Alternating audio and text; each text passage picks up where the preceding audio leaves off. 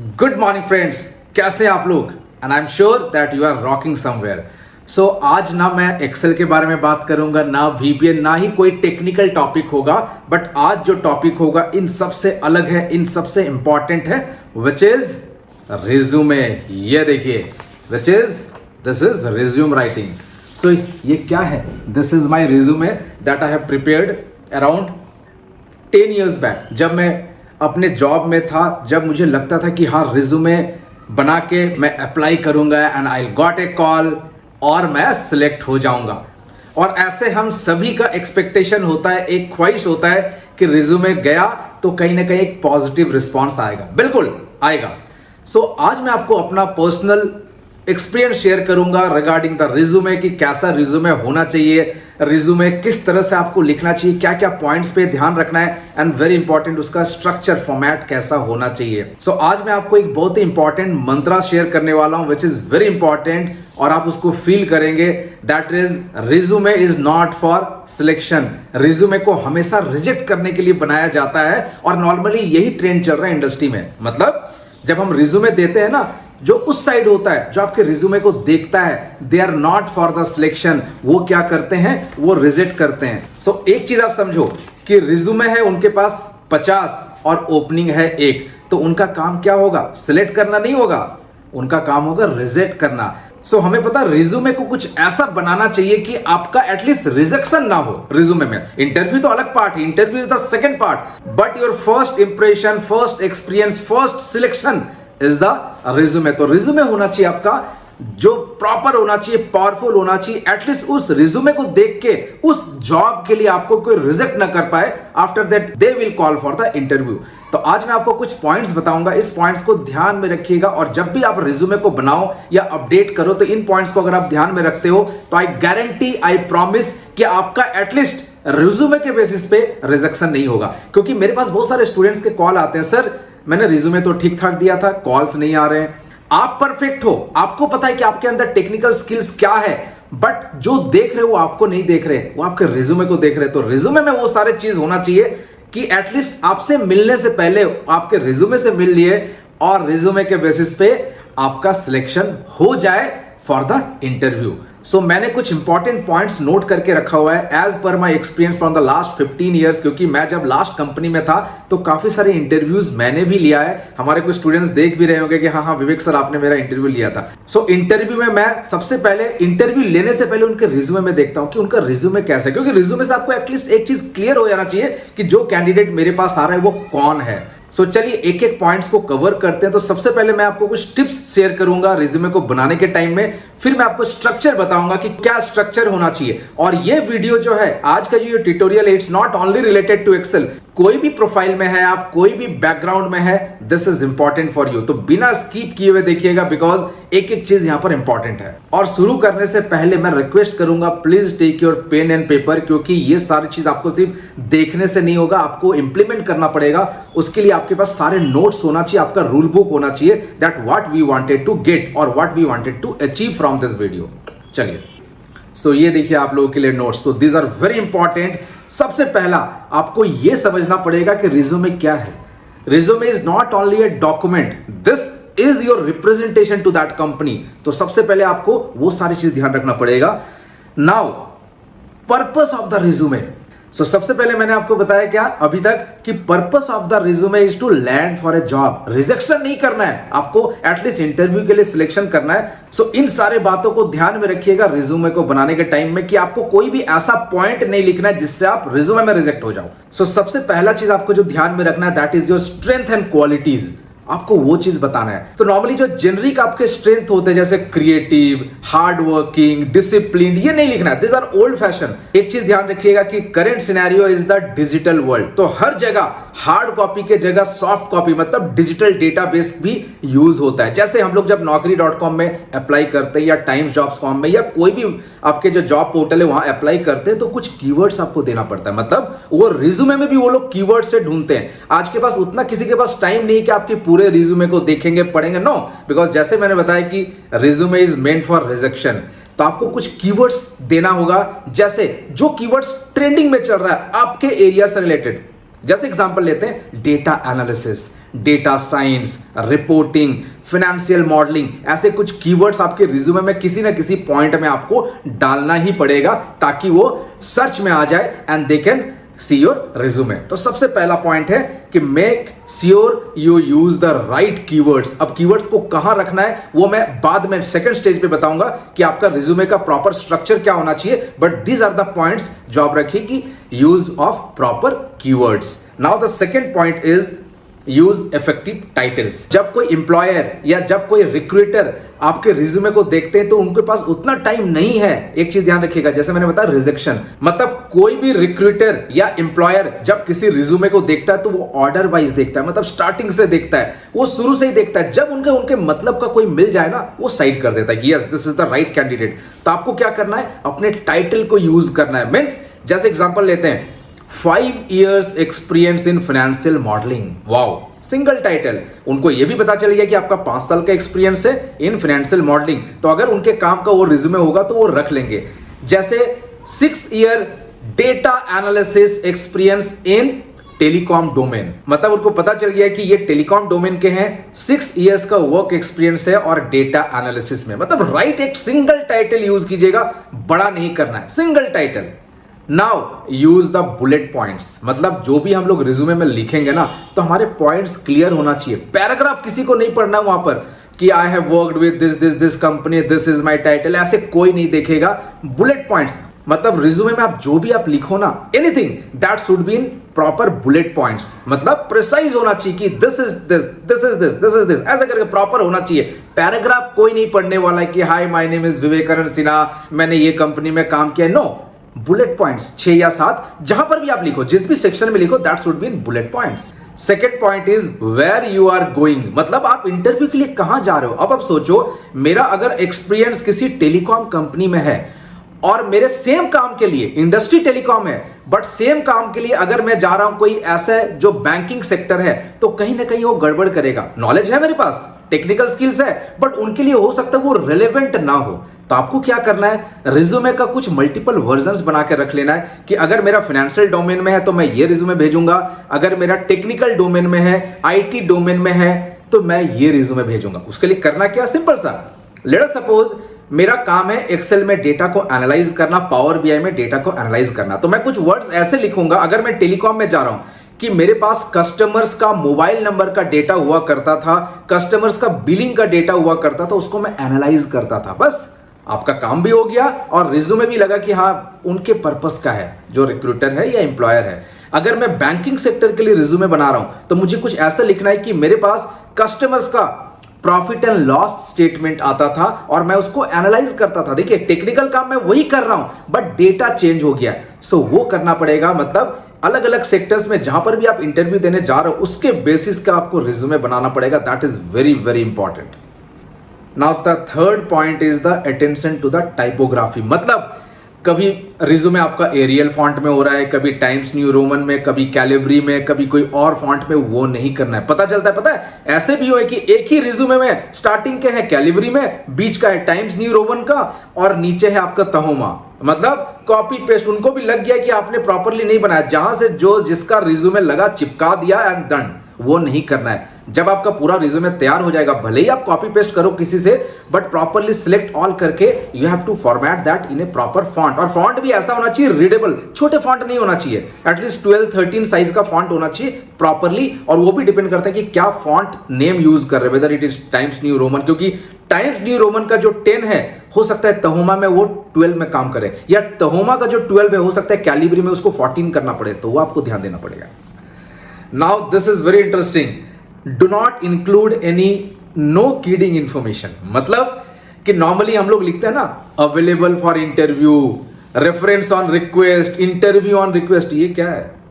ये करना ही नहीं है। रिज्यूमे जितना आपका शॉर्ट है उतना अच्छा है। ये सब ओल्ड फैशन हो गया। सो आज के डेट पे भी अगर आप कहीं से कॉपी पेस्ट कर रहे हो वैसे ही कुछ मिल जाएगा, अवेलेबल फॉर इंटरव्यू। मैंने देखा बहुत सारा रिज्यूमे में नीचे लिखा रहता है कि डॉक्यूमेंट्स अवेलेबल ऑन रिक्वेस्ट। ये क्या, आपको तो देना ही पड़ेगा, रिक्वेस्ट करे या कुछ भी करे, जॉब में जा रहे हैं तो ये सारा एप्लीकेबल है, तो वो सारा चीज नहीं लिखना है, आपको हटा देना है। Now avoid negativity. जी हाँ दोस्तों, आपके पुराने कंपनी का भड़ास नहीं निकालना है नए कंपनी में। ये मतलब रिज्यूमे में ही लिख दिया है कि this was the reason to leave my last company, या कोई भी नेगेटिव वर्ड यूज नहीं करना है, कुछ भी नेगेटिव वर्ड यूज नहीं करना है, ऑलवेज पॉजिटिव। मतलब आपके रिज्यूमे को देख के जो देख रहा है ना वो भी पॉजिटिव हो जाए, या क्या रिज्यूमे मिला है। सिलेक्शन रिजेक्शन अलग बात है, मतलब वो लगेगा यार दिस इज परफेक्ट, ये साइड करते हैं, something like this. Now the next point is very important, achievements instead of responsibilities. Even मैं भी, मेरा अगर मैं आप रिज्यूमे देखोगे तो मैंने कहीं कहीं पर रिस्पॉन्सिबिलिटीज लिख दिया है कि मैं ये करता था वो करता था। देखिए अगर आपका रिज्यूमे आपने लिख दिया कि डेटा एनालिसिस का रिज्यूमे है तो उनको पता है कि डेटा एनालिसिस में आप पावर बीआई में काम करते होंगे, एक्सेल में काम करते होंगे। एक्सेल में आप मंथली रिपोर्ट बनाते हैं, ईयरली रिपोर्ट बनाते हैं, nobody is interested on that. आपका ये इंटरेस्ट लेवल होना चाहिए कि हाँ मैं एक्सेल में काम करता था, डेटा एनालिसिस करता था, बट वीकली बनाता था, मंथली बनाता था, वो नहीं होना चाहिए। तो आपको हमेशा अचीवमेंट को फोकस करना है। अब इसको ट्विस्ट कैसे करना है, जैसे एग्जांपल लेते हैं, सपोज आप कोई रिपोर्ट बनाते हो which is let's say customer report. So आपको ऐसे नहीं लिखना है कि प्रिपेयर कस्टमर रिपोर्ट, आपको ऐसा लिखना है कि कस्टमर रिपोर्ट मैंने प्रिपेयर किया है, I have prepared a customer report that saved 90% of the time. मतलब आपको स्ट्रेंथ बताना है, आपने कुछ ऐसा रिपोर्ट क्रिएट किया है जिससे क्लाइंट का फीडबैक बहुत अच्छा है। तो आपको अपने आप को सेल करना है, दैट इज वेरी इंपॉर्टेंट। कि वहां पर आपको रिस्पॉन्सिबिलिटीज नहीं लिखना है, आपको लिखना है आपके स्ट्रेंथ। तो रिज्यूमे में आपको यह झलकना चाहिए कि you are enough capable of this task जो आपको असाइन किया जाएगा। Now the very important, put the important information first. मतलब जैसे मैंने बताया कि रिज्यूमे का प्रॉपर ऑर्डर होना चाहिए, तो सबसे ज्यादा जो हाई इंपॉर्टेंस वाले हैं उसको पहले करना है, फिर सेकंड में करना है, फिर थर्ड में करना है। तो आई कम इनटू दैट पॉइंट, मैं उसका ऑर्डर बताऊंगा। Now the very interesting part, pictures. कभी कभी मैंने देखा आपके रिज्यूमे में पिक्चर्स इंक्लूड किया रहता है, जरूरत नहीं है। पिक्चर्स आप वहां पर डालो जहां पर स्पेशली कोई आपसे रिक्वेस्ट किया है कि we want your picture also, या जैसे एविएशन हो गया, हॉस्पिटलिटी इंडस्ट्री हो गया, जैसे होटल्स हो गए, वहां पर पिक्चर की जरूरत पड़ती है। तो अगर पिक्चर का कोई रिक्वेस्ट नहीं है तो please do not use pictures, नहीं करना है। And next point, use numbers. जैसे 90% टाइप सेव किया, 100% फीडबैक मिला, 85% आपके एफर्ट्स कम हो गए, तो समथिंग लाइक दिस। तो आपको वो पॉइंटर्स यूज करना है ताकि लग जाए कि ये जो काम आपने किया इससे नंबर्स में क्या बेनिफिट हुआ, ताकि कोरिलेट हो पाए। आजकल सारे एम्प्लॉयर्स या रिक्रूटर्स थोड़ा सा लॉजिकल हो गए, वो नंबर्स पे ज्यादा फोकस करते हैं। जैसे मैंने अपने वाले रिज्यूमे में बहुत सारे चीज लिखा हुआ है, मैं आपको बताता हूं कि ए self motivated professional with 5 years quality experience. तो नंबर्स आ गया ना, 5 years। उसके बाद मैंने कुछ पॉइंट्स लिखा है, इसके बाद लिखा है proven 2.5 years of active involvement in training, support and development. So 2.5 साल। सो जो भी आप लिखो ना वो नंबर्स पे लिखो। एक और मैं बताता हूं, एग्जांपल लेते हैं कि ensured timely delivery of all the deliverables that resulted in the award of 0 ping number. Ping award होता है कि अगर आपने कोई भी रिपोर्ट लेट नहीं भेजा पूरे साल में तो उसको पिंग अवार्ड बोलते हैं, जो मेरे लास्ट कंपनी में था। तो मेरे को 0 पिंग अवार्ड मिला था। और ऐसे नंबर्स आपको देना है। आपके दिमाग में बहुत सारे ऐसे नंबर्स होंगे जो आप लिख सकते हो, बट अभी कभी सोचा भी नहीं कि वैसे भी कभी रिज्यूमे में लिखना होता है, लिखना पड़ता है और लिखिए। Now the next point is identify the problem of the employer. ये काफी इंपॉर्टेंट पॉइंट, इस पे आपको रिसर्च करना पड़ेगा कि जहां पर भी आप इंटरव्यू देने जा रहे हो उसके प्रॉब्लम को समझिए कि उन्होंने जो हायरिंग निकाला है या ओपनिंग है वो किस लिए निकाला है, क्या काम है, उसके प्रॉब्लम को सॉल्व कीजिए। Let's take an example of financial consultant. मतलब जहां पर आपने अप्लाई किया हुआ है that the post is related to the financial consultant. तो आप फाइनेंशियल कंसल्टेंट को आपको रिसर्च करना पड़ेगा अच्छे से कि what is the use of financial consultant, what is the purpose of financial consultant, financial consultant करते क्या है, किस प्रॉब्लम को सॉल्व करते हैं। Because every job in the world is meant for solving a problem. कोई ना कोई चैलेंजेस तो होगा, कोई ना कोई प्रॉब्लम तो होगा, उसको सॉल्व करना है। तो आपको उसको रिसर्च करना है और उसी तरह का रिज्यूमे में कुछ रिफ्लेक्ट करना है, कुछ फ्लेवर देना है कि मेरा जो जॉब प्रोफाइल है मैं इस तरीके का प्रॉब्लम्स को सॉल्व करता हूं या करता था, something like this. Now the next point is go with what you got. Very important. मेरे पास काफी बार स्टूडेंट्स के कॉल आते हैं या मैसेजेस आते हैं, व्हाट्सएप आते हैं कि सर मेरे पास तो कोई एक्सपीरियंस नहीं है, मैं क्या लिखूं। या काफी लोग ऐसे होते हैं जिनका कोई कॉर्पोरेट एक्सपीरियंस नहीं होता है, उनको क्या लिखना चाहिए रिज्यूमे में। बिल्कुल लिखिए, क्या लिख सकते हैं कि लास्ट 2 years से मैं इस प्रोग्राम को कर रहा हूं, मैं अपने स्किल्स को अपग्रेड कर रहा हूं और घर बैठे मैं प्रोजेक्ट्स पे काम कर रहा हूं। ये भी तो आपका स्किल्स है ना। पहले के टाइम में होता था कि आपको प्रॉपर कॉर्पोरेट एक्सपीरियंस चाहिए, अभी भी है, बट अगर आप इसे भी लिखते हो, if you don't have anything, बोलते हैं ना something is better than nothing, because first आपका प्रेफरेंस अभी क्या होना चाहिए, एटलीस्ट रिज्यूमे को दिखा के इंटरव्यू तक पहुंच जाना। तो रिज्यूमे को देख के ये नहीं लगना चाहिए कि भैया आपने तो कोई भी काम ही नहीं किया तो आपका सिलेक्शन नहीं होगा। आप बोलोगे कि सर मैंने तो रिज्यूमे दिया था, कहीं से कॉल ही नहीं आते, क्यों आएगा? क्योंकि उनको चाहिए ही नहीं फ्रेशर। सो आप ये लिख सकते हो कि from the last 2 years I am working with this projects, मतलब आपका जो भी रिलेवेंट काम है उससे रिलेटेड आप कुछ छोटे छोटे प्रोजेक्ट्स लिख सकते हो, 6 या 7 प्रोजेक्ट कि आपने ये डेवलप किया है और आप क्लाइंट के लिए प्रोजेक्ट्स पे काम कर रहे हो। अब मेरे स्टूडेंट्स रहने का फायदा क्या है कि हम लोग हैकाथॉन कवर करते हैं, हम लोग वीबीए में काफी प्रोजेक्ट्स पे काम करते हैं, एक्सेल पे काफी छोटे छोटे प्रोजेक्ट्स काम करते हैं, हमारा असाइनमेंट्स ही एक तरह से प्रोजेक्ट है।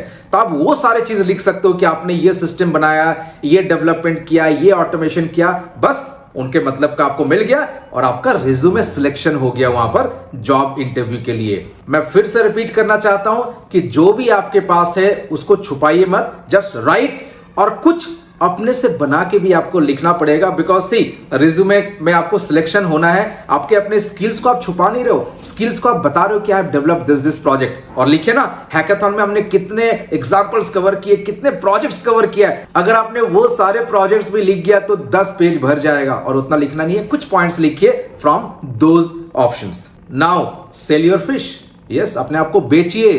रिज्यूमे में अपने आप को ढाल देना है, बेचना है आपको कि आपको लोग ले क्यों, why they wanted to take you. तो आपको क्या करना है, एक प्रॉपर तरीके से, एक स्ट्रांग तरीके से, एक सेल्समैन की तरह अपने स्किल्स को बेचना है वहां पर कि आपको अगर वो रखेंगे तो हाई रिटर्न ऑन इन्वेस्टमेंट उनको मिलेगा। Simple.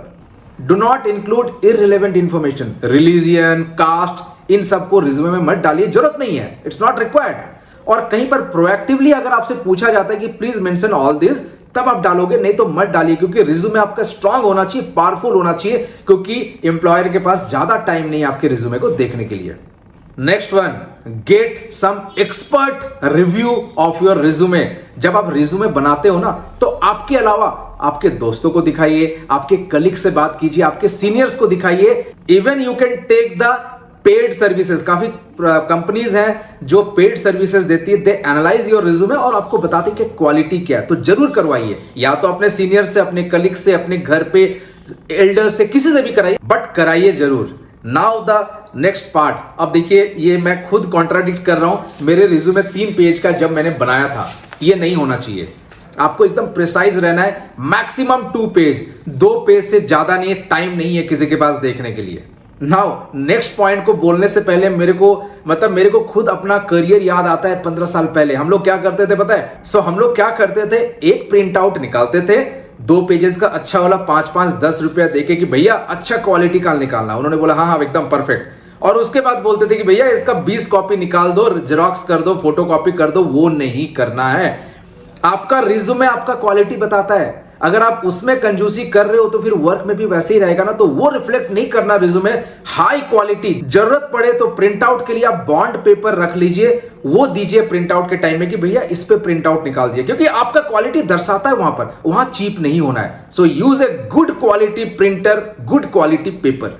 Next point, no hobbies. Hobbies नहीं देना है। Playing badminton, playing cricket, playing kho kho, जरूरत नहीं है, इसकी जरूरत क्या है रिज्यूमे में, उसको नहीं डालना है। तो हॉबीज नहीं डालना है। बट हाँ, कोई ऐसा हॉबी अगर है आपके जॉब से रिलेवेंट है, वो आप कर सकते हो। जैसे एग्जांपल लेते हैं, playing with the data, data को एनालाइज करना मेरा हॉबी है।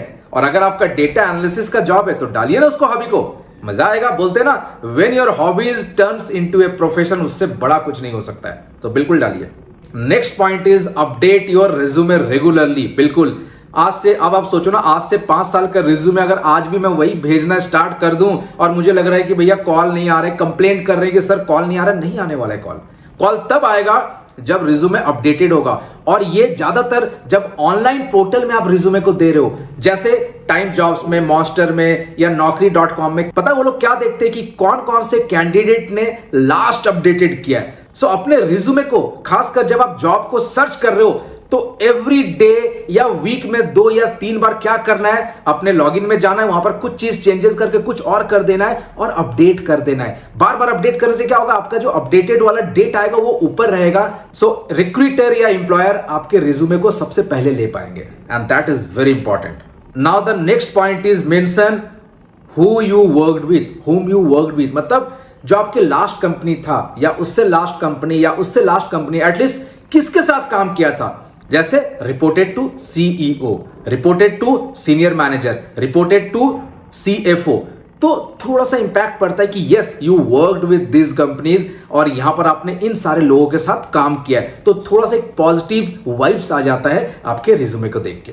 Now the next point, and ये फॉर्मेटिंग से रिलेटेड है कि make the design flow with white space. जी हाँ दोस्तों, एक पॉइंट रखा, उसके बाद जब नेक्स्ट पॉइंट रहेंगे तो बीच में स्पेस होना चाहिए। ये नहीं कि चिपका दिया, 2 पेज के चक्कर में चिपका दिया, that is also not correct. तो आपको क्या करना है, प्रिसाइज पॉइंट रखना है और बीच बीच में गैप देना है ताकि एक के बाद एक पता चल जाए। Now the next point is list all your positions, आपने जिस जिस कंपनी में क्या काम किया है। सो एटलीस्ट उसके बारे में अगर डिस्क्रिप्शन ना भी लिखे तो आपको ये लिखना पड़ेगा कि आपने ये पोजीशन में काम किया था, चाहे कोई भी पोजीशन हो। पता है फायदा क्या है, आपके रिज्यूमे को देख के ये पता चल जाएगा कि आपने स्टार्ट किया था इस पोजीशन से और धीरे धीरे आप ग्रो कर रहे हो। ये नहीं कि पहला आपका जॉब वहां पर दिख रहा है असिस्टेंट मैनेजर का, नहीं, वो नहीं करना है, आपको स्टेप बाय स्टेप वहां पर लिखना है।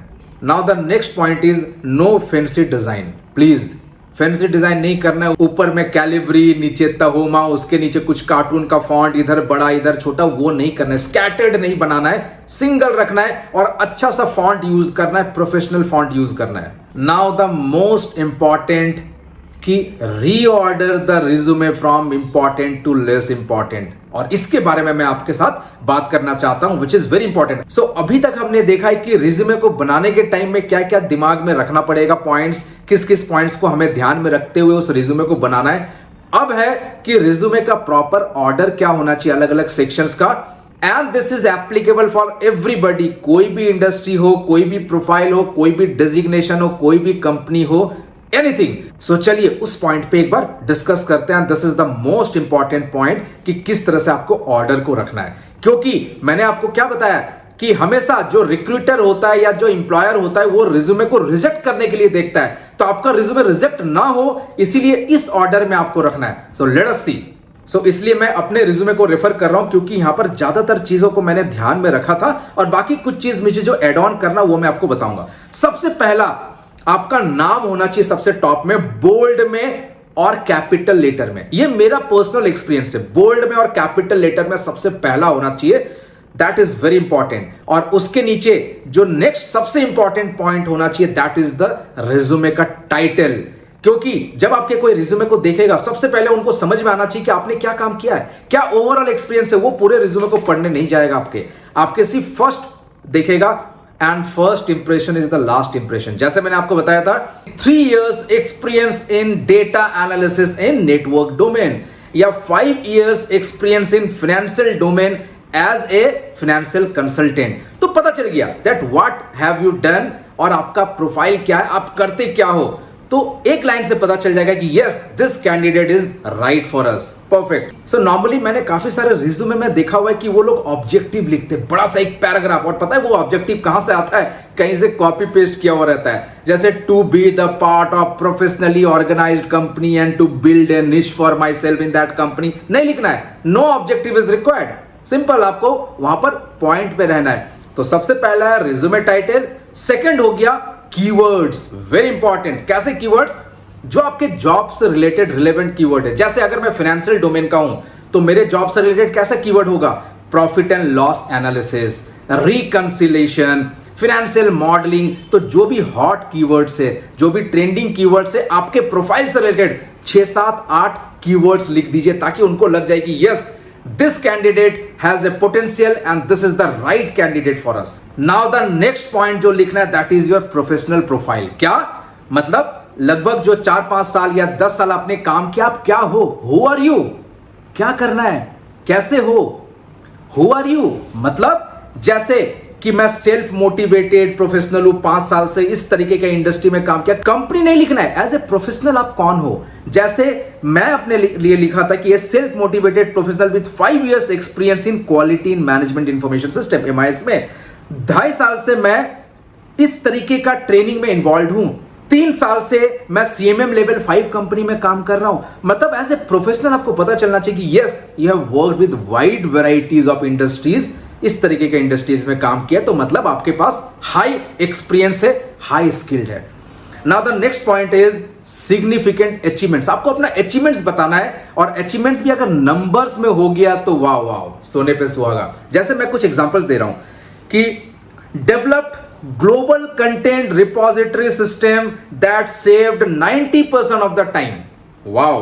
जैसे developed various consolidation tool using VBA that helped the reduction of 99% of the time taken in manual consolidation. मतलब आपको ने जो भी काम किया ना उसको नंबर से कोरिलेट कीजिए। इससे क्या पता चलेगा पता है, आपने तो अचीव किया है और आपने कंपनी को भी अचीवमेंट दिया है। कंपनी का टाइम सेव करना भी तो एक अचीवमेंट है ना, तो वो लिखना पड़ेगा।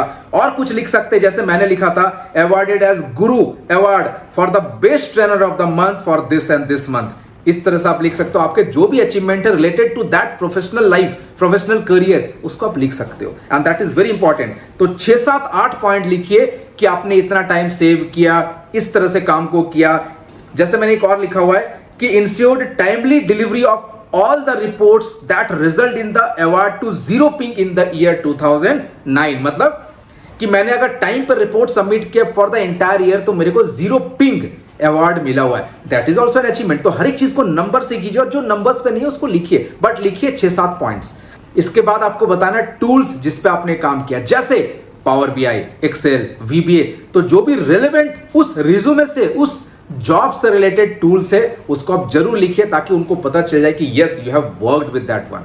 इसके बाद छोटे छोटे से पॉइंट्स हैं, जैसे आपने जिस जिस कंपनी में काम किया है, सो अभी से स्टार्ट करना है। करंट कंपनी, सबसे पहले नाम, उस कंपनी में आप किसको रिपोर्ट करते थे, किस पीरियड से किस पीरियड तक आपने जॉब किया है, और बाकी छोटे छोटे चीज। और उसके बाद वहां पर आपने क्या काम किया है। ये नहीं कि ईयरली रिपोर्ट बनाता था, मंथली रिपोर्ट बनाता था, ये नहीं। आपको क्या करना है, एक सिंगल वर्ड में लिखना है। जैसे आप रिपोर्ट बनाते थे, आप रिपोर्ट को रिकंसाइल करते थे, आप डेटा को एनालाइज करते थे, आप डेटा को विजुलाइज करते थे, समथिंग लाइक दिस। तो यहां पर भी एक एक कीवर्ड्स को आपको देना है, and that would be okay, perfect. क्योंकि किसी को इंटरेस्ट नहीं है कि आप ईयरली रिपोर्ट बनाते थे या क्वार्टरली, उनको इंटरेस्ट है कि हाँ आप रिपोर्ट बनाते थे, that is very important. Now अब यही चीज आपको पिछले जो भी कंपनीज में आपने काम किया उसके बारे में शॉर्ट में लिखना है। लास्ट कंपनी के बारे में ज्यादा लिखना है, उसके बाद छोटा छोटा छोटा ऐसे पॉइंट्स लिखने हैं। अब लास्ट में आपको लिखना है आपके एकेडमिक क्वालिफिकेशन, आपके टेक्निकल क्वालिफिकेशन, जो एजुकेशन से रिलेटेड, वो लास्ट में लिखना है, क्योंकि वो देखना है लोगों को, बट उतना ज्यादा इंपॉर्टेंट नहीं है जितना आपके पहले के पॉइंट्स इंपॉर्टेंट है। और सबसे लास्ट में पर्सनल डिटेल्स, आपके नाम, आपका पता, आपने शादी किया है कि नहीं किया, आपका पासपोर्ट नंबर, वो सब लास्ट में रखना है। सो मैंने बहुत सारे रिज्यूमे देखा है, नाम दे दिया, सबसे पहले एक पेज पूरा आपका पर्सनल डिटेल्स। ध्यान दीजिएगा, हम जॉब के लिए अप्लाई कर रहे हैं, शादी के लिए नहीं। तो जॉब से रिलेवेंट आपको वो पॉइंट्स लिखना है। सो ये कुछ पॉइंट्स है जो आपको ध्यान में रखना है रिज्यूमे को बनाने के टाइम में। और हमेशा ध्यान दीजिएगा, जब भी आप रिज्यूमे बनाओ ना, 1 बार, 2 बार, 3 बार, 4 बार खुद रिव्यू कीजिए, और हर बार मैं गारंटी देता हूं कुछ ना कुछ आप इंप्रूवमेंट जरूर करेंगे। स्पेलिंग को ध्यान में रखिए, और पैराग्राफ को ध्यान में रखिए, bullet points, font, everything should be on focus, वो सारी चीज को ध्यान में रखिए। सो फ्रेंड्स, ये था कुछ मेरे पर्सनल एक्सपीरियंस, मेरे प्रोफेशनल एक्सपीरियंस जो मैंने लास्ट 10-15 साल में फील किया है, वही सारी चीज मैंने इस वीडियो में आप लोगों के साथ शेयर किया है। और इसके अलावा भी आपके पास अगर कोई और पॉइंट्स है जिनको हमें फोकस करना है, तो जरूर कमेंट्स में बताइएगा, ताकि बाकी लोगों को भी पता चल जाए कि yes this points also to be focused into. So अब रिज्यूमे को बनाइए, अच्छे से बनाइए, अच्छे क्वालिटी वाला बनाइए, and then see, I am sure, I promise, I guarantee कि आपका रिज्यूमे के बेसिस पे रिजेक्ट कभी नहीं होंगे। सो बहुत ही जल्द मिलता हूं एक नए वीडियो में, एक और एक्साइटमेंट के साथ, एक और नए ट्यूटोरियल के साथ। Till then take care, bye and have a great day.